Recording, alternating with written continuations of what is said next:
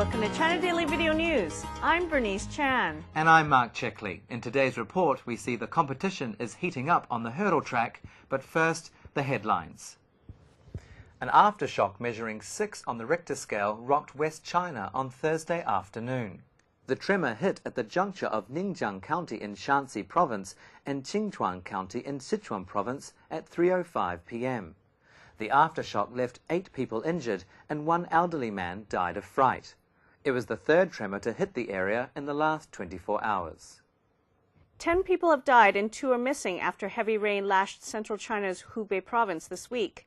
By Wednesday, the storms had hit many areas in Hubei, inundating residential communities and cutting off roads in the worst-hit Xiangfan and Anxi cities. More than 100,000 people have been evacuated, and about 11,500 houses have collapsed in the downpour. 3 Israelis are dead and 45 wounded after a terrorist plowed a bulldozer down a busy street in Jerusalem on Tuesday. The Palestinian from East Jerusalem rammed the construction vehicle into a dozen cars and overturned a bus before being shot dead by authorities. The violent rampage is a chilling imitation of an attack that took place in the city less than 3 weeks ago. Beijingers queued up overnight to get their hands on the last remaining Olympic tickets. Eager buyers began showing up at Olympic venues 24 hours before the tickets went on sale. More than 800,000 domestic tickets that have gone unclaimed were made available to the general public at 9 o'clock this morning. And now for more news in depth. The bodies of 7 miners were recovered from a flooded coal mine in Tiandong County on Tuesday. 29 other men remain trapped since Monday more than 3 kilometers underground in the mine in southern China's Guangxi Autonomous Region. The operation has now reached a critical period as heavy rain is expected over the next 2 days around Tiandong. On Wednesday, authorities ordered all mines in the region to suspend production and check for any signs of flooding.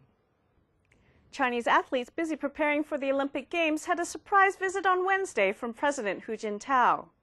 Hu, accompanied by Vice President Xi Jinping, went to the training stadiums in southern Beijing to give the Chinese team a morale boost. The president watched training programs of athletes in gymnastics, synchronized swimming, table tennis, weightlifting, basketball, and volleyball. Hu expressed his hope that the athletes and coaches continue to train hard and achieve outstanding results at the Games. The mountainous nation of Nepal elected its first president on Wednesday, officially ending the rule of its 239-year-old monarchy. Ram Baran Yadav, an ethnic Maraheshi from the centrist Nepali Congress Party, won 308 out of the 590 votes cast, defeating Maoist conservative Ramraja Prasad Singh. The vote is the first since lawmakers declared Nepal a republic in April, ending a decade-long civil war with Maoist insurgents. It is hoped Yadav's election will unite a country torn for decades between its highland Himalayan cultures and the peoples of the plains. Following the fury of Hurricane Dolly, concern has turned to widespread flooding along the populous Rio Grande. Dolly made landfall on Tuesday near the Mexico-Texas border, dumping 30 centimeters of rain in the first few hours and ripping off roofs and snapping trees in half. The rain dumped by Dolly's march into the Rio Grande Valley could affect more than 1 million people. And now for other news. Cuban hurdler Daron Robles is hot on the heels of Olympic champion Liu Xiang, clocking in the second fastest time ever for the men's 110 meters hurdle. Robles, whose battle with Liu promises to be one of the highlights of the athletics in Beijing, clocked in 12.88 seconds at the Paris Golden League meet earlier this week. The Cuban's time was 100th of a second off the world record he set last month in the Czech Republic. 337 hostesses for the Olympic victory ceremonies will graduate on Saturday from a 2-month boot camp. The women were selected from more than 1,400 students at China's top universities. On Sunday, the hostesses were kitted out in the 2 uniforms they will wear during a dress rehearsal at Beijing's Institute of Technology. How much would you pay for a loaf of bread? Well, in Zimbabwe, it goes into the billions. Due to spiraling hyperinflation in the African nation, a $100 billion note was launched this week with the same value as a loaf of bread.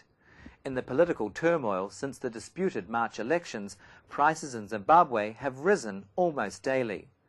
The hypercurrency has already stirred interest in the money market, with the notes going up for auction on eBay. I tell you, Bernice, those billion-dollar bills will sell like hotcakes. That's a lot of dough. It surely is. For more video news, log on to our website at language.chinadaily.com.cn. We appreciate your comments. See you next time on China Daily Video News. 再见。再见。